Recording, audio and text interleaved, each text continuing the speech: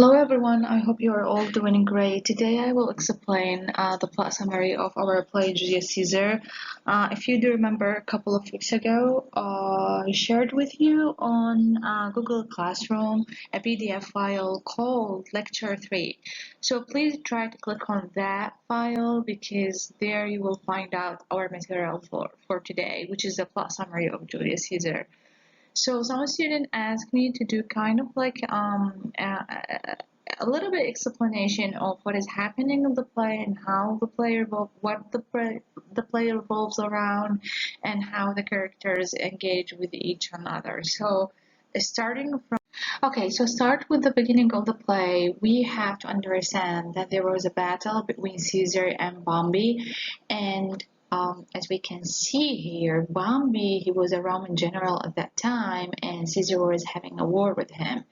And fortunately, Caesar could have just defeated Pompey in a civil war, and people in Rome at that time were, gathering in the street, waiting for Julius Caesar to come back from the battle and to celebrate his victory as well.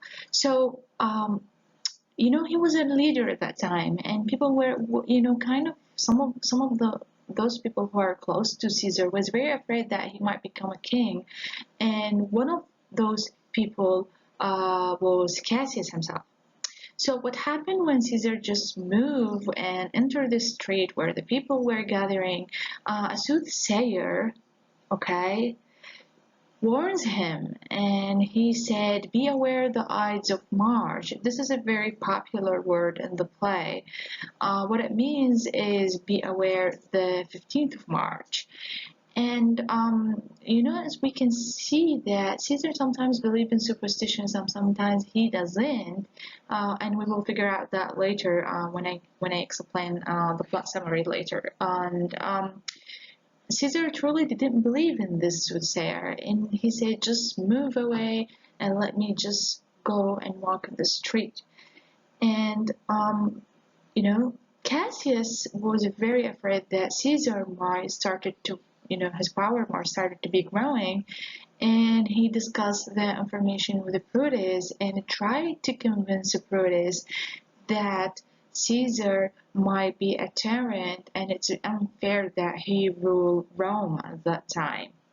The thing that happened at that time is that Brutus himself truly admired Caesar, like he's his best friend, and it's very hard to deceive your best friend and just have conspire against him. So what happened is that Cassius started to have a conversation with Brutus and tried to convince him that Caesar is a tyrant and there is no difference between Brutus names and Caesar names because they both of them weigh the same, and they are both of them they are sharing the noble blood.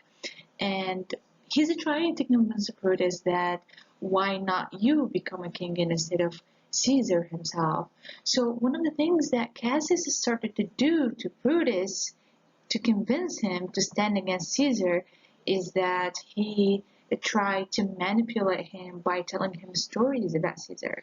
So one of the stories that Cassius tells about Caesar is that first of all, Caesar one day he sank in a river and he was almost drowned, but Cassius himself saved him. And one of the other things is that Caesar really felt very sick one day. So he's not a god and he's not supposed to be a king because he felt very sick at the time. And he cried like a baby girl. So Brutus started to think of what Cassius is telling him. And in the meanwhile, what happened, Casca, he's also one of the characters in the play and one of the conspirators as well.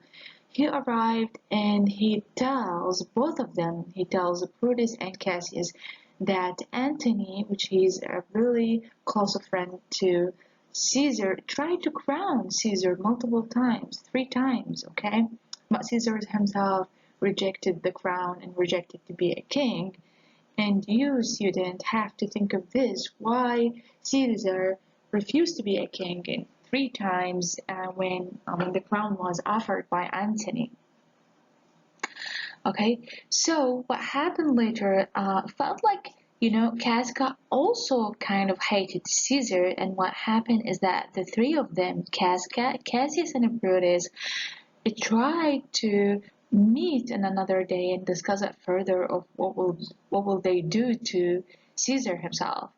So they kind of like they were hinting to something, which is they as if they are trying to say that we hate Caesar and we have to kill him some way, but they didn't see it. They didn't say that directly to each one another.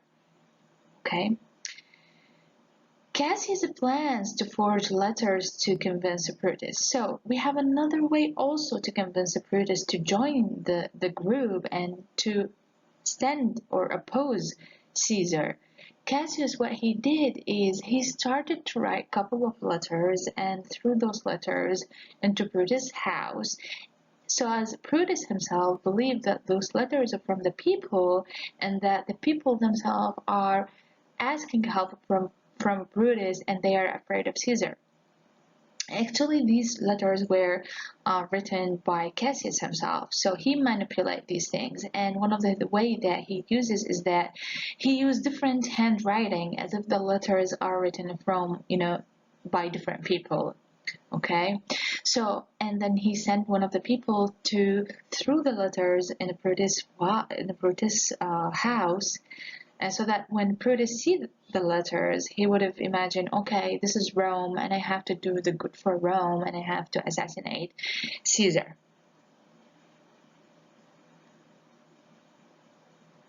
So both of them, Cassius and Casca, decided to go to Brutus' house and meet Brutus, and they decided to do that at night. So the moment they went out the street, it was a very stormy and windy night, and many people at that time witnessed super natural occurrence. And what are the supernatural occurrence? If I ask you a question like this, so one of the things that they saw is a firestorm, and there were a couple of slaves whose hands on fire, but they do not really feel the burn of fire. And there was also a lion running around the capital, and there were very frightened women all over the place, and there is an owl shrieking in the market during the daylight, and there were graves that have yawned and yield up to their dead. So there were a couple of supernatural occurrences that happened at that time that might refer to their deadly, or let's say, to their bad intentions that they are having, or bad things. So these, supernatural occurrence called bad omens. So omens is a very popular, let's say, theme or sign in our play. So both of Cassius and Casca meet the other people who oppose Caesar as if they are gathering a couple of other people such as Julius and many others, and they were heading to Brutus' house to convince him to join them.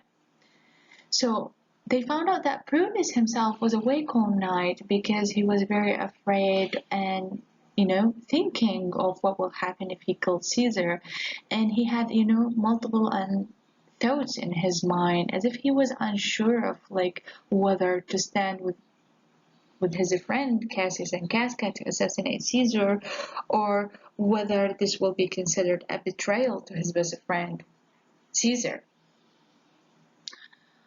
So since Cassius is sending him a lot of letters as if Brutus were truly convinced by what Cassius is telling him, because those letters as if they are people speaking to Brutus, help us from Caesar and help Rome as well. So this is one of the things that were very effective, and they were very powerful in changing Brutus' minds to join the conspirators.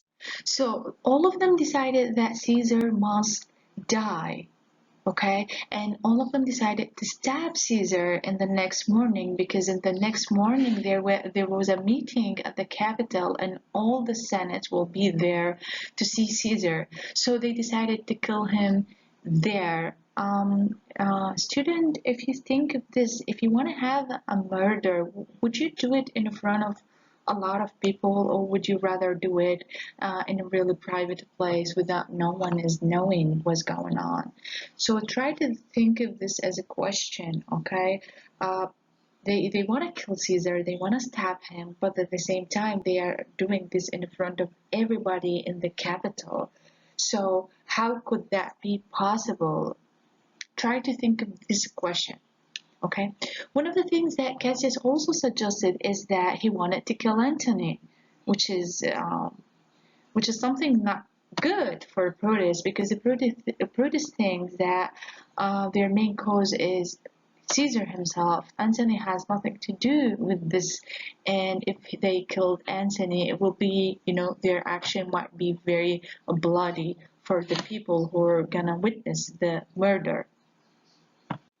So when all the, conspirators agree to kill Caesar the next morning, they leave Brutus' house, and then Portia, Brutus'